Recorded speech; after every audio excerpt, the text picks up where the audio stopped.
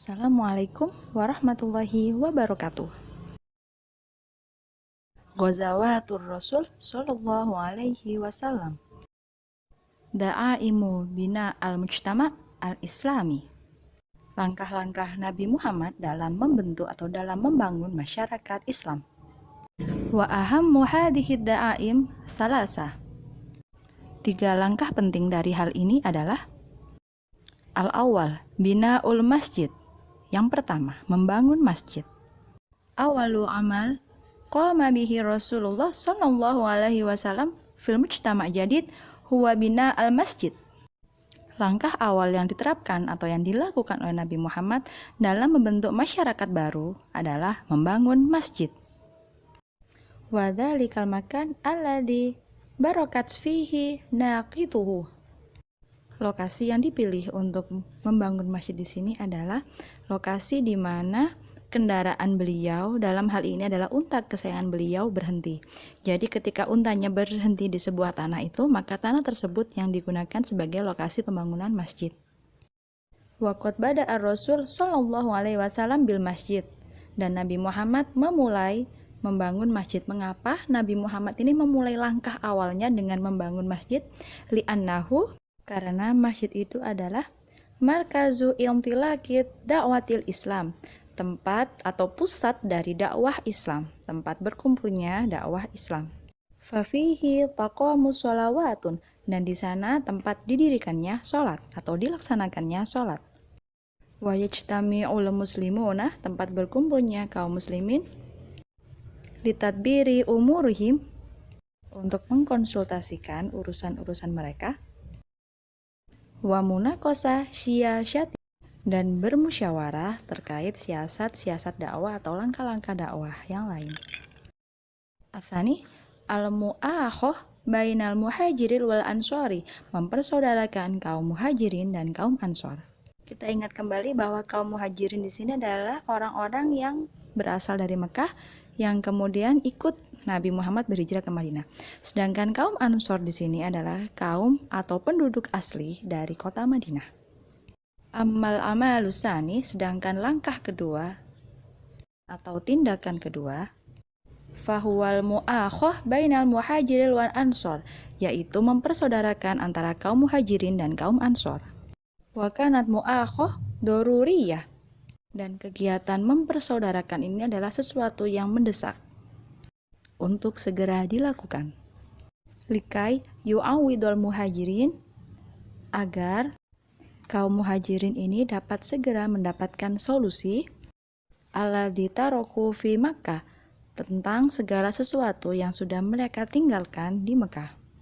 Maka garis besarnya adalah dengan mempersaudarakan kaum muhajirin dan ansor, maka hal itu dapat membantu keterjaminan kehidupan dari kaum muhajirin, karena kaum muhajirin hidupnya sangat kesulitan karena mereka meninggalkan barang berharga mereka di Mekah. Likayyado'a li da'watihi wa daulatihi kiyanan matinan yaqumu ala mahabbah wa talif, agar proses dakwah dan juga proses sosialisasi berdaulat kesatuan di sini bisa semakin kuat, dan kemudian mereka bertumbuh, yakumu ala mahabbah, bertumbuh dari kasih sayang, wa taluf, untuk menghindari perpecahan atau kerusakan di antara mereka. Wa hakadha asbaha likulli muhajir ahun min ansor, dan demikian ini kemudian kaum muhajirin menjadi saudara laki-laki dari kaum ansor. Wa qad ja'ala Rasul sallallahu alaihi wasallam li hadhihi akhawati minal huquqi wal wajibati ma li akhawatin nasabi, dan Nabi Muhammad membuat atau menetapkan bahwa hak dan kewajiban yang mereka miliki ini seperti hak dan kewajiban terhadap saudara kandung atau saudara satu nasab. Walam tahul hadhil mu'akhati bainal muhajirin anil intilaki fil mujalatil amali wa kasbil rizki, dan hubungan persaudaraan ini kemudian membuat di antara kaum muhajirin ini mulai bisa melakukan beberapa pekerjaan untuk mencari rezeki. Pada kalimat selanjutnya jelaskan dengan analogi seperti ini. Misalnya kaum Ansor ini sebagai seorang pedagang, maka kaum Ansor di sini sebagai penyuplai barang dagangan, kemudian kaum Muhajirin ini yang terjun langsung dalam proses perdagangan. Kemudian dalam aspek ziroah tentang ladang, kaum Ansor di sini posisinya sebagai pemilik ladang, sedangkan kaum Muhajirin adalah sebagai pekerjanya. Jadi ketika nanti ladang ini menghasilkan panen, maka hasil panen tersebut dibagi dua antara kaum Muhajirin dan kaum Ansor selaku pemilik lahan. Dengan hal ini, maka perekonomian dari kaum Muhajirin dapat membaik karena mereka bisa mendapat pekerjaan dan mencari rezeki. Atsalis, yang ketiga, aqdu mu'ahadin muslimin wal yahudi, membuat perjanjian antara kaum muslimin dan kaum Yahudi. Kana bil Madinah jama'atun minal Yahudi. Di Madinah berkumpullah beberapa kelompok Yahudi. Mereka adalah Yahudi Bani Nadir, wa Bani Qainuqa, wa Bani Quraidah. Yabda'u jama'atil Yahudiyah bil mawaddah. Hubungan antara kaum muslimin dan kaum Yahudi dimulai secara baik-baik. Wa an yattafiqa ma'aha ala ta'awuni, dan kemudian bersepakat dengannya tentang pengelolaan atau untuk pengelolaan hatta takunu Madinah kullaha soffan wahidan wa quwata mutahadah, untuk membuat Madinah secara keseluruhan menjadi soffan wahidan dalam satu tujuan, wa quwatan mutahadatan, dan kekuatan yang tidak terkalahkan. Jadi intinya adalah perjanjian ini sengaja dibuat untuk membuat mereka hidup berdampingan dengan aman, terutama mereka satu tujuan untuk mempertahankan dan membela kota Madinah. Wa doa Rasul sallallahu alaihi wasallam mu'ahadata ma'a jama'atil Yahudiyah. Kemudian Nabi Muhammad sallallahu alaihi wasallam menetapkan sebuah perjanjian dengan kaum Yahudi. Bayyina fiha, dijelaskan dalam perjanjian tersebut hukukul muslimina wa wajibatihim, tentang hak-hak kaum muslimin dan juga kewajiban mereka, wa hukuki Yahudi wa wajibatahum, dan juga hak-hak kaum Yahudi dan juga kewajiban mereka. Wa kana asasu hadhil muahadah, dan dasar atau asas dari perjanjian ini adalah fisalim, pada dasarnya untuk menjamin keselamatan. Benang merah dari perjanjian ini adalah di mana keterjaminan dalam melakukan ibadah. Jadi ketika kaum muslimin melakukan ibadah, maka kaum Yahudi menjamin tidak akan mengganggunya, dan begitu juga sebaliknya. Jika kaum Yahudi melaksanakan ibadah, maka kaum muslimin tidak akan mengganggu kegiatan ibadah mereka. Faqad aradan Nabi sallallahu alaihi wasallam, dan Nabi Muhammad sallallahu alaihi wasallam menginginkan bihadihil mu'ahadah, dengan adanya perjanjian ini, an yu'ammina da'watil Islam, dapat mengamankan proses dakwah agama Islam, innal adawati, dari segala persoalan, allati qotati, yang mungkin datang, min dahilil Madinah, dari dalam kota Madinah sendiri. Wa hadza min nihayah, dan pada akhirnya, wa min nihayati akhiri, dan pada akhirnya, fa inna musyrik Mekah, kaum musyrik Mekah di sini kaum kafir Quraisy, lam yahda'u mundu an haji Rasulullah sallallahu alaihi wasallam wa ashabihi ilal Madinah, belum dapat menerima hijrahnya Nabi Muhammad sallallahu alaihi wasallam beserta para sahabatnya yang berhijrah ke Madinah. Jadi di sini kaum kafir Quraisy masih menyimpan rasa dendam tentang kepergian kaum muslimin ke Madinah dan ingin merebut kota Madinah. Tetapi bertambahlah kecemasan mereka, wa asyaddu khaufuhum, dan bertambahlah ketakutan mereka, minal ihtimali tahdidil muslimin liqafaluhum tijariyah alati tamurru qurbal Madinah, dari diabaikannya tahdidil muslimin, pembatasan kaum muslimin, qaufalihim tijariyah, jadi membatasi akses perdagangan atau jual beli, alati tamurru qurbal Madinah, yang terjadi dalam arus yang berdekatan dengan Madinah. Jadi di sini pembatasan yang dilakukan oleh kaum Quraisy dari segi perdagangan ini tidak mempengaruhi, diabaikan oleh kaum muslimin. Arus perdagangan mereka tetap berjalan di sekitar Madinah. Bahkan dalam beberapa riwayat dikatakan bahwa pedagang muslimin ini ada beberapa yang dibunuh atau dicelakai oleh kaum Quraisy. Wa fi dzalikal waqti, dan pada waktu tersebut, adzanallah li rasulihi sallallahu alaihi wasallam, Allah memerintahkan kepada Nabi Muhammad dalam sabdanya, bil qitali dafa'an, untuk kembali membunuh an-nafsi. Maksudnya di sini adalah pemberlakuan hukum qiyas, di mana ketika dibunuh maka harus dibalas dibunuh, ketika disakiti maka harus dibalas dengan disakiti. Wa da'watil islamiyah, dengan asas atau dengan dasar agama Islam. Wa radda 'ala dzulmi wal 'udwan, dan menolak segala perbuatan dolim dan ketidakadilan. Dan ayat tersebut menjadi ayat yang memperbolehkan, mengizinkan untuk melaksanakan perang ketika dalam kondisi yang terancam.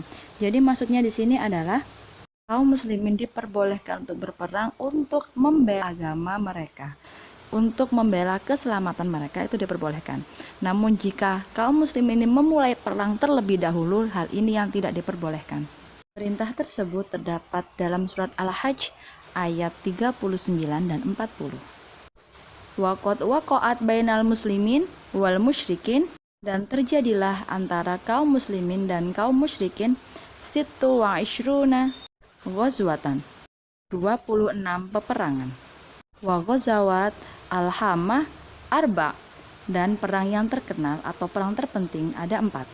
Wa Uhud, dan perang Uhud. Al-Ahzab, perang Ahzab, atau yang dikenal juga dengan perang Khandaq. Apa disebut dengan Ahzab di sini? Karena perang ini terjadi antar golongan pada awalnya.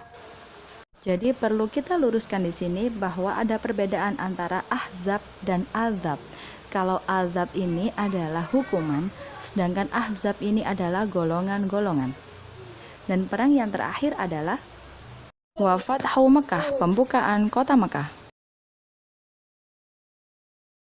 Ghazawatur Rasul sallallahu alaihi wasallam, perang Nabi Muhammad sallallahu alaihi wasallam.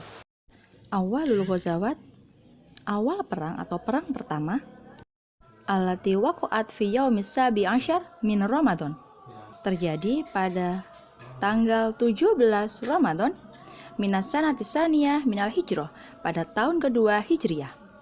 Wa sababi hadhil ghazwah, sebab perang ini adalah anna qabilatu tijariyah li musyriki, ketika kelompok pedagang yang berasal dari kaum musyrikin atau kaum kafir Quraisy, kanat a'idatu minasyam, bergerak pulang dari Syam, fi turuqiha ila Mekah, dalam perjalanan menuju kota Mekah. Bimururiha arada istilai, dalam perjalanan mereka berkeinginan untuk mengambil, istilai di sini adalah mengambil secara paksa atau merebut, alaiha li'akhodaha iwadu amma istaula alaihi musyriku Makkah min amwalil muhajirin. Jadi garis besar di sini adalah keinginan pedagang-pedagang yang berasal dari Mekah ini untuk mengambil harta benda atau barang-barang yang dimiliki oleh pedagang yang berasal dari kaum muslimin Madinah, tepatnya milik pedagang yang berasal dari golongan muhajirin. Fa kharaja fi 300 wa 13 rajulan minal muslimin, dan keluarlah 313 laki-laki dari golongan muslimin. Aghlubuhum min Ansor, sebagian besar dari mereka adalah golongan kaum Ansor. Abu Sufyan yaqudu qafilatu tijariyah.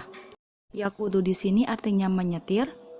Dalam konteks kalimat di sini maka dapat dimaknai bahwa Abu Sufyan di sini adalah pemegang kendali dari kabilah pedagang milik kaum kafir Quraisy. Wa kanat iddatuhum tis'umi'a wa khamsina rijalan. Dan jumlah pasukan mereka adalah 950 orang laki-laki. Wa ma'ahum mi'arosi, dan juga bersama mereka ada 1000 ekor kuda betina. wasaba'u mi'ah ba'iri, dan 700 ekor unta. Jama'a Rasul sallallahu alaihi wasallam ashabahu wa istisyarahum. Nabi Muhammad mengumpulkan para sahabat, kemudian mengajak mereka untuk berdiskusi atau bermusyawarah. Istisyarahum di sini artinya berkonsultasi, tapi dapat dimaknai sebagai bermusyawarah. Dan Nabi Muhammad dapat melihat pada diri mereka terdapat iman yang kuat. Wa azimatu shadiqah, dan juga tekad mereka yang kuat atau tekad mereka yang sudah bulat. Ala muwasilati siri wa tasdi li Quraisy, untuk melanjutkan perjuangan melawan kaum kafir Quraisy. Nazala Rasul sallallahu alaihi wasallam wal muslimuna biwadi Badar. Nabi Muhammad dan kaum muslimin kemudian turun ke lembah Badar. Inda bi'ril ma'a ahoda binasihatil Hubab ibnu Mandur ibnu Jamuh. Pada awal perang, mereka dipimpin oleh Hubab ibnu Mandur. Tsumma nadoma Rasulullah sallallahu alaihi wasallam sufuful muslimin.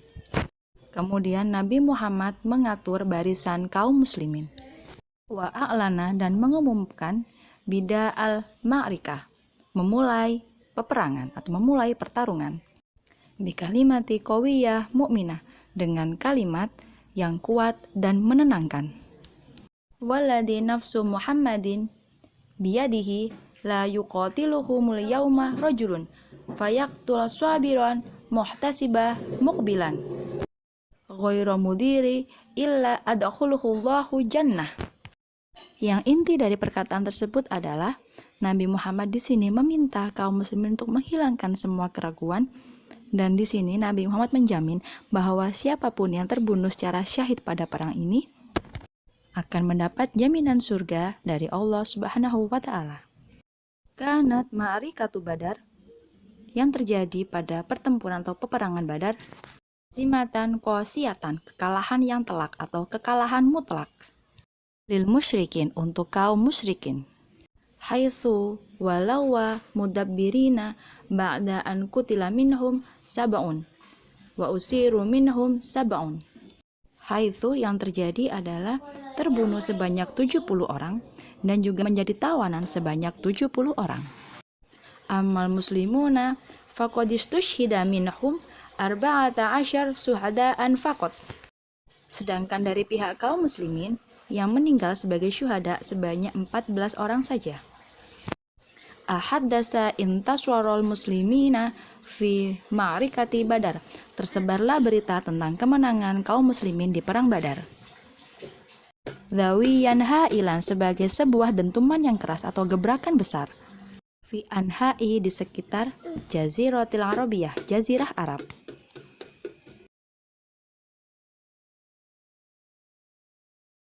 Demikian pembelajaran hari ini. Semoga bermanfaat. Wassalamualaikum warahmatullahi wabarakatuh.